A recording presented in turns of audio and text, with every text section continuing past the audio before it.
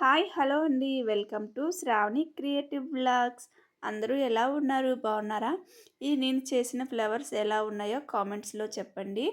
చూడండి, నేను ఈ పేపర్స్తో 2 రకాలుగా ఫ్లవర్స్ చేశాను.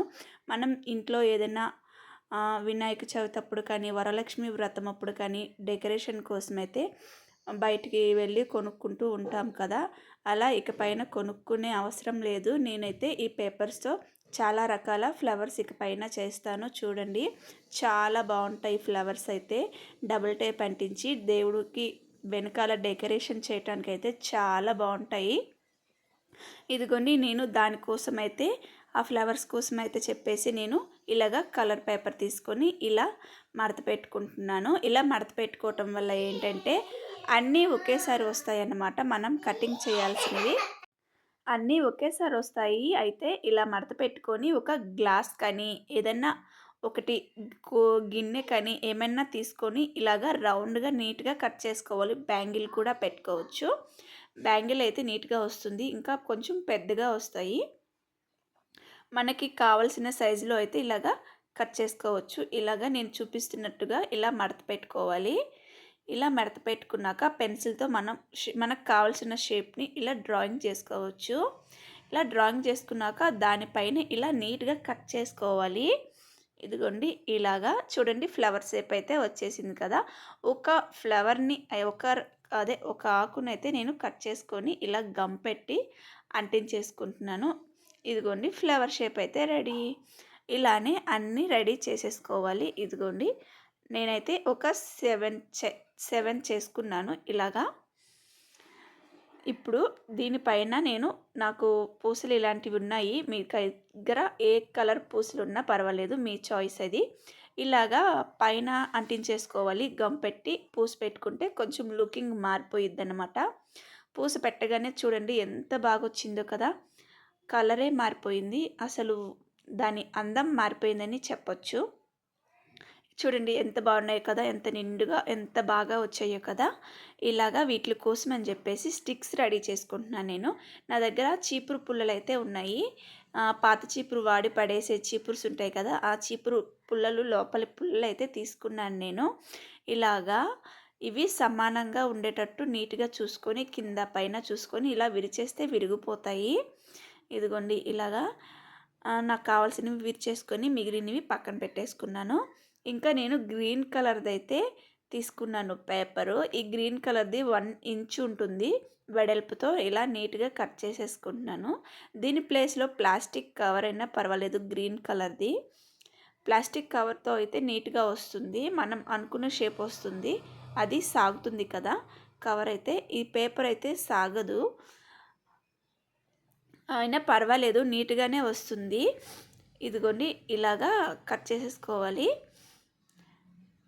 ఇలా 2 మడతలుగా పెట్టి ఇలా నీట్గా కట్ చేసేసుకుంటే ఇప్పుడు నేను ఇలా వీడియోలో చూపిస్తున్నట్లుగా ఇలా కొంచెం వెడల్పుతో నీట్గా కట్ చేసేసుకోవాలి. ఇవి ఎందుకు కట్ చేస్తున్నానా అనుకుంటున్నారా? ఇవి అయితే ఆకులు, మనం చేసుకున్న ఫ్లవర్స్కి ఆకులు అన్నమాట. ఈ ఇదిగోండి చూపిస్తున్నా, చూడండి ఎలా వచ్చిందో చూడండి. ఆకు మనం ఇలా వంచుకోవాలి. నేను వంచుతున్నా చూసారా, అలా వంచుకుంటే మనకు ఆకు షేప్ అన్నది నీట్గా వచ్చేస్తుంది. ఇంకా మిగిలిపోతే కొంచెం దాన్ని కూడా ఇలాగా మడత పెట్టి కట్ చేసేసుకుంటున్నాను ఆకు షేప్లో. ఇదిగోండి, ఇలాగా ఆకు షేప్లో అయితే నేను కట్ చేసేసుకున్నాను. ఇప్పుడు నాకు కావాల్సిన ఆకులు అయితే నేను కట్ చేసేసుకున్నాను.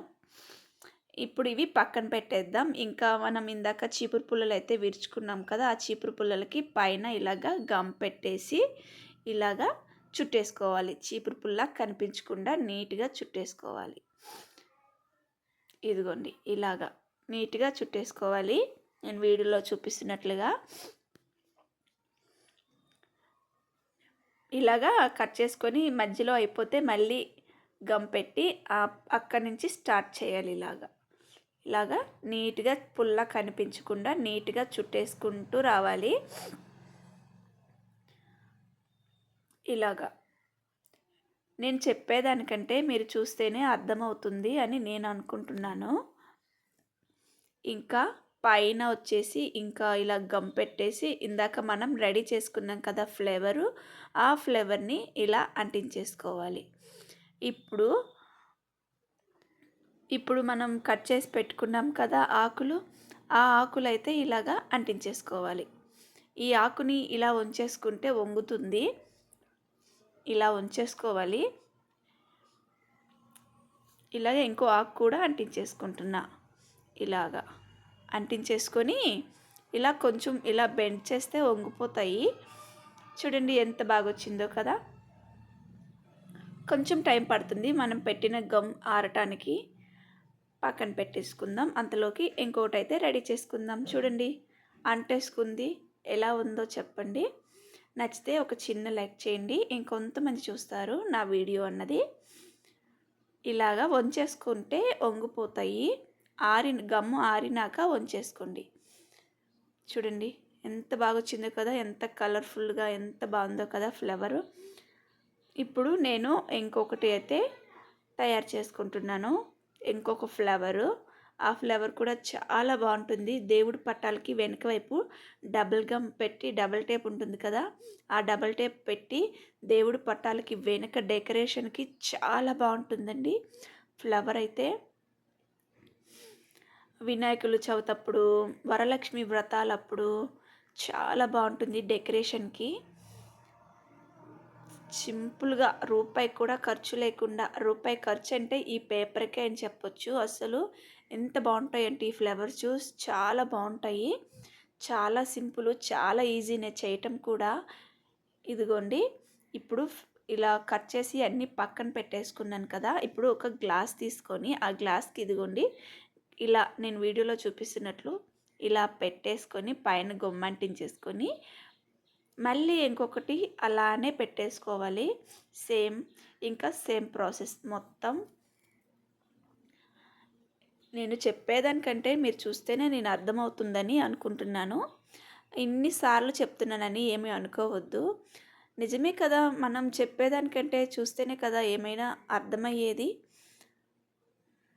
ఇలాగా సేమ్ ప్రాసెస్ మొత్తం ఇలాగే గమ్ పెట్టి మొత్తం అంటించేసుకోవాలి. ఇలాగా చేత్తో వంచుకుంటూ అవి మనం గమ్ పెట్టింది ఊడిపోకుండా చేతులతో ఇలాగా అనుకుంటూ ఇంకా సేమ్ ప్రాసెస్ మొత్తం మొత్తం అంటించేశాక చూడండి ఎంత బాగా వచ్చిందో కదా. చాలా బాగా వచ్చింది కదా ఫ్లేవర్.